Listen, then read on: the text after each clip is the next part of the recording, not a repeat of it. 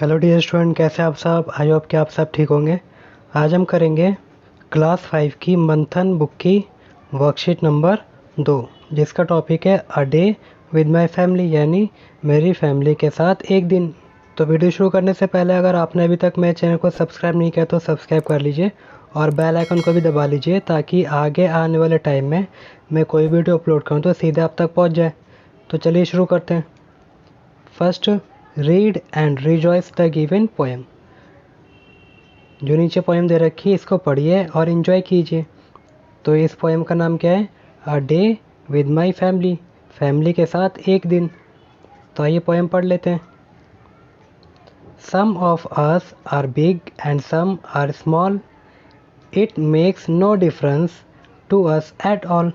यानी इसमें बोल रहा है कि हम में से कुछ बड़े होते हैं और कुछ छोटे होते हैं, इससे कोई फ़र्क नहीं पड़ता। क्या बता रहा है? चाहे हम बड़े हों चाहे हम छोटे हों, उससे कोई डिफरेंस उसमें नहीं होता। सम गो टू स्कूल, कुछ स्कूल जाते हैं। And some go to work, और कुछ काम करने जाते हैं। Everything we do has its own perk, हम जो भी करते हैं उसका एक अपना मतलब होता है। कोई कमाने जाता है उसका अलग मतलब होता है, कोई स्कूल जाता है तो उसका स्कूल जाने का अलग मतलब होता है। Yesterday, today, tomorrow and forever, कल, आज और आने वाले कल और हमेशा। Is everyday with my family boring, क्या फैमिली के साथ हर रोज़ बिताना बोरिंग होता है? नेवर, कभी नहीं। ऐसा होता है कि हम फैमिली के साथ बोर हो जाएं? कभी नहीं होते। We all are the birds of same feather, जैसे पक्षियों के पंख होते हैं एक जैसे, वैसे ही हम सब भी एक जैसे ही हैं। And we are bound to flock together, और हम सब एक साथ ही रहते हैं। जो फैमिली होती है वो एक साथ रहती है। सेकंड क्वेश्चन क्या दिया है इसमें पढ़ लेते हैं।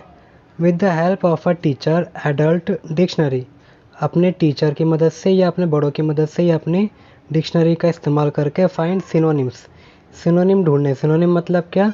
समानार्थी, यानी पर्यायवाची शब्द। Of the word given below, यानी जो नीचे ये वर्ड दे रखे हैं इनके पर्यायवाची शब्द यानी सिनोनिम हमें इसमें लिखने हैं। Also right there meaning in Hindi, Hindi में भी उसकी मीनिंग लिखनी है। जैसे यहाँ लिखा है डिफरेंस, तो डिफरेंस का सिनोनिम क्या हो जाएगा? कॉन्ट्रास्ट। डिफरेंस मतलब क्या होता है? अंतर, तो यहाँ अंतर लिख देंगे। अंतर मतलब अलग अलग प्रकार का, तो कॉन्ट्रास्ट का मतलब भी क्या होता है? अलग अलग प्रकार का। ऐसे यहाँ लिखा है बोरिंग, बोरिंग का सिनोनिम हो जाएगा डल, और इसको हिंदी में बोलते हैं उबाऊ। ऐसे हो जाएगा सेम, सिनोनिम हो जाएगा सिमिलर, और इसका हिंदी मीनिंग हो जाएगा समान। Third question, collective noun. Collective noun क्या होते हैं नीचे देख लेते हैं। For example, family is a collective noun, it stands for one unit और group but consists of more than one person. यानी कलेक्टिव नाउन ऐसा नाउन होता है जिसमें हम एक ग्रुप के बारे में बताते हैं। जैसे फैमिली, फैमिली एक नाम है, लेकिन फैमिली से क्या पता लग रहा है कि इसमें बहुत सारे लोग हैं। और अगर हम ऐसे टीम की बात करें तो टीम भी क्या है? एक वर्ड है, लेकिन अगर टीम के बारे में सोचेंगे तो उसमें एक आदमी तो होता नहीं, एक से ज़्यादा लोग होते हैं। तो इसलिए ऐसे वर्ड जो किसी ग्रुप को दिखाएं तो उनको हम क्या बोलते हैं? Collective noun. Using the above hint box give appropriate collective noun for. अब यहाँ पर क्या है? इसमें हिंट दे रखी है सिंगर, प्लेयर और सोल्जर। तो इनको नीचे जो फिलअप है इसमें भरना। जैसा फर्स्ट फिल कर रखा है, a flock of bird. Flock मतलब समूह, किसका समूह? बर्ड का। जो फ्लॉक होता है वो पक्षियों का ही होता है। ऐसे a team of, team, team में क्या होता है? प्लेयर्स होते हैं, तो यहाँ से जो प्लेयर है इसमें लिख देंगे। सी एन आर्मी, आर्मी किसकी होती है? सोल्जर की, सैनिकों की होती है, तो ये सोल्जर जो है वो इसमें लिख देंगे। ऐसी डी में लिखा है अ चोर ऑफ सिंगर्स। ठीक है, तो ये क्या दे रखे हैं? ये सब टीम, आर्मी और चोर, ये सब क्या हैं? कलेक्टिव नाउन्स हैं। Fourth question, write all words that come to your mind when you hear the word family. जब आप फैमिली शब्द सुनते हैं तो आपके दिमाग में क्या क्या आता है वो आपको इसमें लिखना है। जैसे फैमिली में क्या होता है? फादर होते हैं तो यहाँ फादर लिख देंगे। मदर भी होती हैं तो यहाँ पर आप मदर लिख देंगे। ऐसे ही ग्रैंड फादर होती हैं, ग्रैंड मदर होती हैं, ब्रदर होता है और सिस्टर भी होता है। तो आप अपनी हिसाब से भी इसमें लिख सकते हैं। और अगर आपके परिवार में कोई और हो तो आप नया एरो डाल के वहाँ पर आप, जैसे कज़न होते हैं तो यहाँ पर आप कज़न्स भी लिख सकते हैं। और क्या लिख सकते हैं? अंकल होते हैं तो यहाँ पर आप अंकल भी लिख सकते हैं। ऐसी आंटी भी होती है तो और एरो डाल के आप यहाँ पर आंट भी लिख सकते हैं। Fifth question, family members who are more in age than us are called elders. इसमें बताया है कि जो हमारी एज से बड़े होते हैं उनको हम एल्डर्स बोलते हैं। The one who are lesser in age, और जो हमारी उम्र से छोटे होते हैं, आर कॉल्ड यंगर, और उनको हम क्या बोलते हैं, यंगर बोलते हैं। Can you categorize your family member in groups of one who are elder than you and one who are younger than you. इसमें कैटेगराइज करना अपने फैमिली मेम्बर को कि आपसे बड़ा कौन है, तो आपसे जो बड़ा होगा उसको आपको एल्डर्स में लिखना है, और जो आपसे घर में छोटा होगा उसको आपको यंगर्स में लिखना है। जैसे ग्रैंडफादर, दादा हमसे बड़े होते हैं, ग्रैंड मदर, दादी भी हमसे बड़ी होती हैं, फादर भी हमसे बड़े होते हैं, और मदर भी हमसे बड़ी होती हैं। और भाई हो सकता है छोटे हो तो आप यंगर में भी लिख सकते हैं, और यहाँ पर भी आप ये ब्रदर यहाँ पर भी लिख सकते हैं। हो सकता है बड़े भाई भी हो, और सिस्टर भी आप चाहें तो, अगर आपके घर में छोटी बहन है तो यहाँ पर आप लिख देंगे सिस्टर, और अगर सिस्टर भी आपसे बड़ी है तो वो भी आप यहीं पर ही लिख देंगे। छठा क्वेश्चन, शैला अपने परिवार के साथ कश्मीर से आई है। ये जो शैला है ये कश्मीर से आई है। उसने अपने परिवार का एक चित्र बनाया है। ये उसने पूरी एक फैमिली का चित्र इसमें बना रखा है। चित्र में उसने अपने परिवार के लोगों को क्या बुलाती है, उनकी उम्र और उनके साथ वे क्या करती है वह लिखा है। तो इसमें जो चित्र बना उसको देख लेते हैं क्या क्या करती है। जैसे ये इसमें लिखा है जो मॉल है ये कितने 33 ईयर्स ओल्ड है। ये पापा को मॉल बोलती है और मॉस बोलती है मम्मी को। तो ये क्या रोज़ काम पर जाते हैं। ऐसे ही जो इसका भाई है इसको ये बॉय बोलती है, ये 6 साल का है। तो ये क्या साएँ पढ़े और खेले, शाम को खेलते हैं और पढ़ते हैं। और ये नई नई कहानी सुनाती हैं, ये 68 साल की हैं।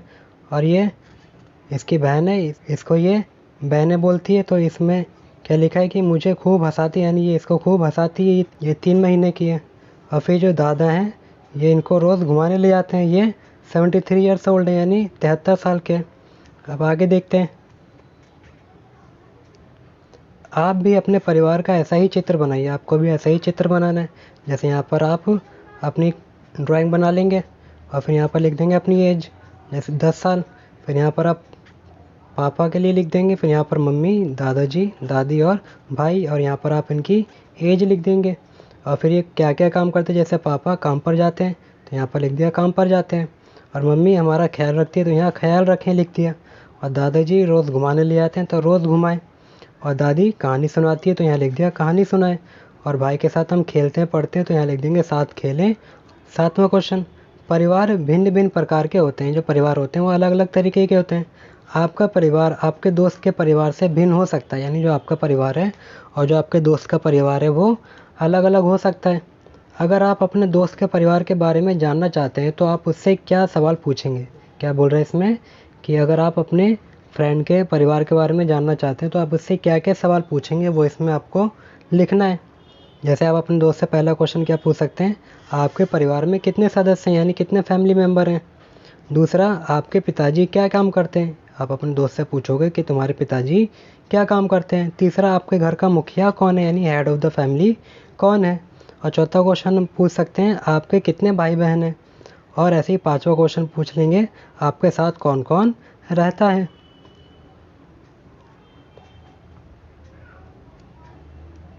8वां क्वेश्चन, इन प्रश्नों के आधार पर आपका और आपके दोस्त का परिवार कैसे भिन्न है। यानी जो आपने क्वेश्चन पूछे और जो आपकी फैमिली है और जो उसकी आपके दोस्त की फैमिली है उसमें और आपके फैमिली में क्या फ़र्क है वो इसमें आपको लिखना है।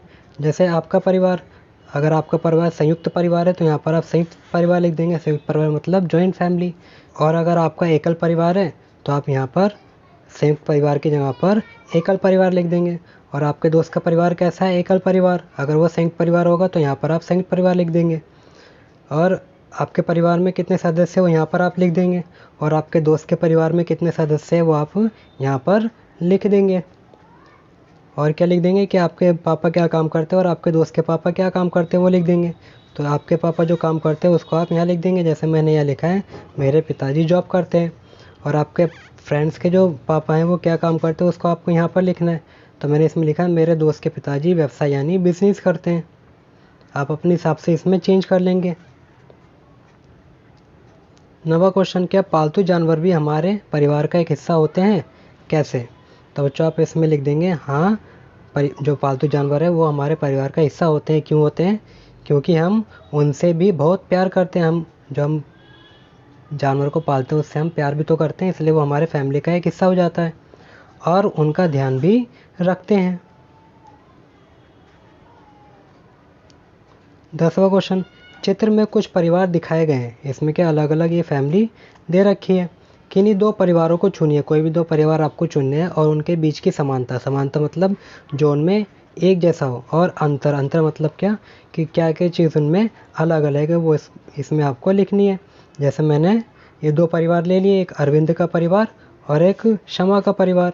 अब इनके बीच में क्या समानता है और क्या अंतर है वो हम इसमें लिख लेंगे। ऐसे समानता क्या है कि ये सारे परिवार एक ही गांव के हैं, तो इसमें लिख देंगे दोनों परिवार एक ही गांव के हैं। और इसमें अंतर क्या है कि जो अरविंद का परिवार है वो फूलों की माला बना रहा है। अगर आप इसमें देखेंगे तो ये क्या कर रहा है, फूलों की माला बना रहा है। और शमा क्या कर रही है, प्याज बेच रही है, प्याज की खेती करती है। तो इसमें आप लिख देंगे अरविंद का परिवार क्या फूलों की माला बनाता है और शमा का परिवार प्याज की खेती करता है। और दूसरी समानता क्या है, दोनों एकल परिवार हैं। एकल परिवार क्या होता है, जिसमें मम्मी पापा और बच्चे होते हैं। और संयुक्त परिवार क्या होता है, जिसमें दादा दादी, चाचा चाची, मम्मी पापा ये सब होते हैं। तो इसमें क्या है, सिर्फ ये पेरेंट्स हैं और ये बच्चे हैं। और अरविंद के परिवार में भी क्या पेरेंट्स हैं और बच्चे हैं। तो आप इसमें जो समानता लिख देंगे, दोनों एकल परिवार है यानी न्यूक्लियर फैमिली है। अब इनमें बात करें, जो अरविंद का परिवार है उसमें 4 सदस्य हैं और जो शमा है इसमें 6 सदस्य हैं। तो इसमें देखिए शमा के परिवार में 6 सदस्य हैं, 6 फैमिली मेंबर हैं। 11वां क्वेश्चन, चित्र में दिखाए गए परिवार एक ही गांव के हैं। उनके चित्र के साथ उनके रोजगार भी दिखाए गए हैं, अलग अलग काम करते वो भी इसमें दे रखा है। अब इसमें पहला पूछा है, माया और उसकी बहन मछली बेचती है। यानी जो माया और उसकी बहन है वो क्या बेच रही है, मछली बेच रही है। नीचे दी गई तालिका में उनके एक दिन की कमाई का हिसाब दे रखा है कि एक दिन में वो कितनी कमाई करते हैं। क्या तुम हिसाब लगाकर बता सकते हो कि उन्होंने एक दिन में कुल कितने रुपए कमाए हैं? तो हमको इसमें हिसाब लगाना है कि उन्होंने एक दिन में कितने रुपए की कमाई की है। जैसे यहाँ पहले में दे रखा है झींगे। अब झींगे का जो दाम है, जो रेट है वो क्या है, 278 रुपये के हैं 250 ग्राम। कितने हैं, 250 ग्राम।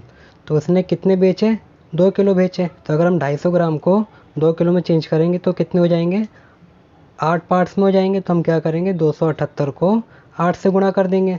तो जब 278 को हम 8 से गुणा करेंगे तो क्या आएगा वो देख लेते हैं। 8 अट्ठे 64, 64 का 4 हासिल 6, 8 सत्ते 56, 56 में 6 जोड़ेंगे तो 62, 62 का 2 हासिल 6, 8 दूनी 16, 16 और 6 22।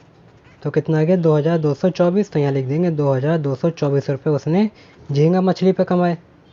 ऐसे ही आगे देखेंगे, टूना मछली। तो टूना मछली क्या है, 607 रुपये की है आधा किलो यानी 500 ग्राम। तो 1.5 किलो कितने रुपए की हो गई, तो 1.5 किलो कितने हो गए, 500 ग्राम और 500 ग्राम और फिर 500 ग्राम, यानी 3 बार हमें 607 को लिखना है। या 607 के हम 3 से गुणा कर देंगे। तो जब 607 की 3 से गुणा करेंगे तो क्या आएगा, 607 गुणा 3, 3 सत्ते 21 हासिल 2, 3 की 0 से गुणा करेंगे 0 और 2 2 और 3 6 18, कितना हो गया 1821। तो यहाँ लिख देंगे 1821। और तीसरे में सिल्वर पॉम्फ्रेट के बारे में बता रखा है, कितने 594 रुपये की है आधा किलो यानी 500 ग्राम। तो 2.5 किलो की कितनी हो जाएगी, तो हम क्या करेंगे 594 को 5 से गुणा कर देंगे तो कितना हो जाएगा 2970 रुपये। और ऐसे ही रोहू मछली का रेट कितना है, 150 रुपये 250 ग्राम के। तो 4.5 किलो का रेट कितना हो जाएगा, तो हम 150 को 18 से गुणा कर देंगे तो कितना आ जाएगा 2700। और फिर लास्ट में क्या, कुल कमाई। तो कुल कमाई निकालने के लिए हम क्या करेंगे, इसको, इस वाले को और इस वाले को और इस वाले को, चारों को जोड़ देंगे। तो जोड़ने पे कितना आ रहा है, 16,915 रुपये। यानी वो एक दिन में 16,915 रुपये कमा रहे हैं। खा में क्या पूछा है, अरविंद का परिवार फूलों की सुंदर माला बनाता है। आज अरविंद अपने बड़े भाई और भतीजी के साथ पास के बाजार से फूल खरीदने गया है। अरविंद को अच्छे और ताज़े फूल पहचानने के लिए नेत्रों की ज़रूरत नहीं है। यानी अरविंद बिना देखे ही बता सकता है कि फूल ताज़े हैं या बासी हैं। वो तो नाक से फूलों को सुगंध सूंघकर ही ताज़े फूलों को छांट सकता है। यानी सिर्फ वो सूंघ के ही बता सकता है कि कौन से फूल ताज़े हैं और कौन से बासी हैं। क्या आप भी सूंघ कर बता सकते हैं कि फूल ताज़े हैं या बासी हैं? तो अगर आप बता सकते हैं तो हाँ लिख देंगे, नहीं तो आप नहीं लिख देंगे। जैसे मैंने इसमें लिखा, हाँ मैं भी सूंघ कर बता सकता हूँ कि फूल ताज़े हैं या बासी हैं। अब आगे क्या पूछ रहा है? आज उनके पास फूल खरीदने के लिए 800 रुपये हैं। कितने रुपए हैं? 800 रुपये। नीचे दी गई तालिका में फूलों के दाम भी दे रखे हैं। तो इसमें फूलों के दाम दे रखे हैं, जैसे जो चमेली है वो 1 पाव 50 रुपये के, यानी 250 ग्राम 50 रुपये के मिल रहे हैं। और गेंदे का फूल आधा किलो 30 रुपये के, और गुलाब 1 पाव 75 रुपये के, और मोंगरा 1 किलोग्राम 92 रुपये के, यानी 1 किलो 92 रुपये के मिल रहे हैं। और आर्किड 120 रुपये के 2 फूल मिल रहे हैं। अब आप कोई 2 तरीके बताइए जिससे 800 रुपये में सभी फूलों की अलग अलग मात्रा खरीदी जा सकती है। यानी कोई 2 तरीके बताने हैं जिससे वो पूरे 800 रुपये के अलग अलग फूल खरीद ले। जैसे मैंने इसमें क्या करा है, अलग अलग रेट जो भी हैं वो दे रखे हैं। जैसे चमेली क्या 250 ग्राम 50 रुपये की है, और गेंदे का फूल 500 ग्राम 30 रुपये का है, और गुलाब का फूल 250 ग्राम 75 रुपये के, और मोंगरा 1 किलो 92 रुपये, और आर्किड के जो 2 फूल है वो 120 रुपये के। तो पहला तरीका तो ये वाला है जिसमें 750 ग्राम फूल वो चमेली के खरीदेगा तो 150 रुपये हो जाएंगे। 250 ग्राम के 50 रुपये, तो 750 ग्राम के कितने हो जाएंगे? 150 रुपये। ऐसे ही गेंदे के फूल वो 500 खरीद लेगा, उसके 30 रुपये। और फिर वो गुलाब के फूल 500 ग्राम खरीदेगा तो उसके 150 रुपये हो जाएंगे। ऐसे वो मोंगरा के कितने 2500 ग्राम यानी 2.5 किलो खरीदेगा तो उसके 230 रुपये। और आर्किड का वो 4 फूल खरीद लेगा जिसका जो रेट है वो, जिसका जो प्राइस है 240 रुपये हो जाएगा। अब अगर हम इसको टोटल करें तो 0 0 0 0 0 कितना हो गया? 0। और फिर 5 और 3 8, 8 और 5 13, 13 और 3 16, 16 और 4 20, 20 का 0 हासिल 2, 2 और 1 3, 4 5 6 7 8, तो कितने रुपए हो गए? 800 रुपये। यानी पूरे 800 रुपये अगर उसको खर्च करने हैं तो उसको इतनी इतनी क्वांटिटी में ख़रीदना होगा। और ऐसे यहाँ पर लिखा है तो आप ये दूसरे तरीके से इसमें लिख लेंगे। शमा और उसका परिवार प्याज की खेती करते हैं। उन्होंने अपनी फसलों को मंडी में बेचने के लिए बोरों में भरना शुरू कर दिया। अगर 1 किलोग्राम में लगभग प्याज आती हैं, यानी 1 किलोग्राम अगर वो तोल रहा है तो उसमें कितनी प्याज आ रही है? 15। तो इसमें लिख देंगे 1 किलोग्राम में, यहाँ पर आप में लिख देंगे बीच में, 1 किलोग्राम में प्याज की संख्या कितनी आ रही है? 15। तो 35 किलो में ऐसी कितनी प्याजें आएंगी? तो 35 किलोग्राम में प्याज की संख्या कितनी हो जाएगी? हम 35 की गुणा 15 से कर देंगे। तो 35 की गुणा अगर हम 15 से करें तो कितना आएगा? तो पहले हम क्या करेंगे, 15 का पहाड़ा 5 बार, 15 पंजे 75, 75 का 5 हासिल 7, फिर 15 दिया 45 और 7 52, तो कितना आ गया? 525। यानी 525 प्याज लगभग इसमें आ सकती हैं। हरिशरण के पास गाय थी और वह गाय का दूध बेचकर अपनी जीविका चलाता था। यानी हरिशरण के पास क्या है? गाय, और वो गाय का दूध बेचता था और उससे अपना जीवन चलाता था। हरिशरण की 1 महीने की कमाई के ऊपर एक प्रश्न बनाइए। तो इसमें आप प्रश्न बना देंगे, अगर 1 लीटर दूध का मूल्य 50 रुपये है तो हरिशरण को 20 लीटर दूध बेचने पर कितने रुपये प्राप्त होंगे? 12वां क्वेश्चन, जागृति found angles in her name. यानी उसने, जागृति ने अपने नाम में अलग अलग प्रकार के एंगल देखे हैं। Look how she did it.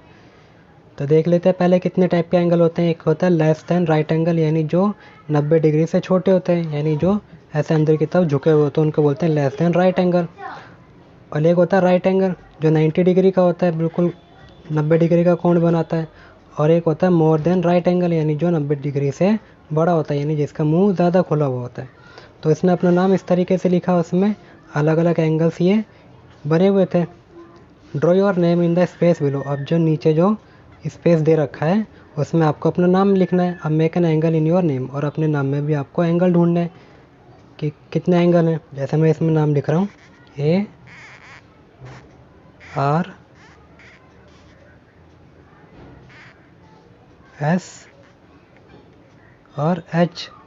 तो अब इसमें हमें देखना है एक एंगल यहाँ पर बन रहा है और एक इधर बन रहा है और एक यहाँ पर बन रहा है, और एक यहाँ पर एंगल बन रहा है, एक इधर बन रहा है। ऐसे ही इसमें यहाँ पर इधर, इधर और यहाँ पर भी बन रहा है और इधर भी बन रहा है। इसमें देखें तो यहाँ पर भी बन रहा है, इधर भी और यहाँ पर भी। ऐसे यहाँ पर और यहाँ पर और इधर भी। अब इसमें देखना है कि कितने एंगल बन रहे हैं। जैसे पहले में पूछा नंबर्स ऑफ राइट एंगल, समकोण कितने हैं? तो ये तो समकोण क्या है, एक यहाँ पर बन रहा है, एक इधर और एक इधर, तो 4 यहाँ पर हो गए, और एक ये 5, फिर 6 और यहाँ पर 7, फिर ये 8 और फिर ये 9, 10, 11, 12 और 13। तो समकोण कितने हो गए? 13। और यहाँ पर आप नाम लिख लेंगे। समकोण कितने हो गए? 13। Numbers of angle more than right angle, यानी समकोण से ज़्यादा, यानी जो ज़्यादा खुले हुए हैं। अब यहाँ पर ज़्यादा कौन सा खुला है? एक तो यहाँ पर है ये, और एक इधर है 2, और फिर ये 3, और आगे तो है नहीं, तो यानी right angle more than right angle कितने हो गए? 3। तो यहाँ पर आप 3 लिख देंगे। ऐसे ही इसमें पूछा numbers of angle less than right angle, यानी समकोण से कम। तो समकोण से कम कितने हैं? एक यहाँ पर 2 और फिर 3, तो 3 लेस देन राइट एंगल भी हो गए, तो यहाँ पर आप 3 लिख देंगे। तो आपको क्या करना है, इसमें अपना नाम लिखना है और फिर उसमें एंगल ढूंढने की कितने टाइप के एंगल इसमें बन रहे हैं। तो इस वर्कशीट में इतना ही था। अगर आपको इस वर्कशीट में कोई भी दिक्कत हो और कहीं पर भी आपको कुछ समझ में ना आया हो तो आप कमेंट सेक्शन में ज़रूर पूछेगा, मैं उसका सोल्यूशन आपको ज़रूर दूंगा। तो मिलते हैं नेक्स्ट वीडियो में, जब तक के लिए थैंक यू।